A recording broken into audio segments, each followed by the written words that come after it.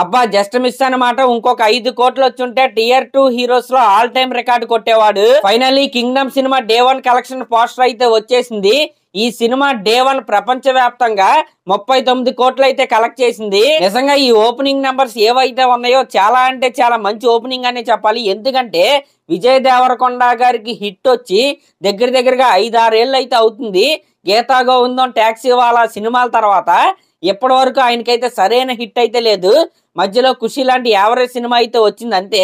అయినా సరే కింగ్డమ్ సినిమాకి ఈ రేంజ్ ఓపెనింగ్స్ వచ్చినాయి అంటే విజయ్ దేవరకొండ గారికి ఫ్యామిలీ ఆడియన్స్ లో ఉన్న యాక్సెప్టెన్స్ ఇంచు కూడా తగ్గలేదని చెప్పడానికి దీనికంటే పెద్ద నిదర్శనం అయితే లేదు.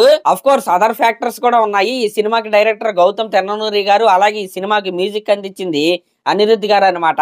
ఇలా ఇవన్నీ కలుపుకొని ఈ సినిమాకి చాలా అంటే చాలా మంచి ఓపెనింగ్స్ వచ్చినాయి అనే చెప్పాలి. కానీ టైర్ 2 హీరోస్ లో మన నేచురల్ స్టార్ నాని అన్న హిట్ 3 తో క్రియేట్ చేసిన 43 కోట్ల ఓపెనింగ్ డే రికార్డ్ ఏదైతే ఉందో అది చెక్కు చెదరకుండా ఇంకా అలాగే ఉంది. నాకు తెలిసి నెక్స్ట్ రాబోయే నేచురల్ స్టార్ నాని గారి పారడైజ్ సినిమాతో ఈ హిట్ 3 ఓపెనింగ్ రికార్డ్ అయితే మళ్ళీ ఆయనే బద్దలు కొడతాడని నేనైతే అనుకుంటున్నా. ఇంకా ఇందాక కింగ్డమ్ సినిమా నుండి కలెక్షన్ పోస్టర్ అయితే వచ్చింది కదా, ఆ పోస్టర్ లో వీళ్ళు సినిమాలోని మెయిన్ గెటప్ ని ఎందుకు రివీల్ చేశారా అని నాకైతే డౌట్ అయితే వచ్చింది. ఎందుకంటే ఆ గెటప్ ని ఫుల్ గా ఈ సినిమా క్లైమాక్స్ లో అయితే రివీల్ చేస్తారన్నమాట. అలాంటిది వీళ్ళు సినిమా రిలీజ్ అయిన తెల్లారే ఒక పోస్టర్ ద్వారా వీళ్ళైతే వదిలేశారు. యాక్చువల్ గా కింగ్డమ్ సినిమాకి ఇంకా ఎక్కువ కలెక్షన్స్ అయితే రావాలన్నమాట.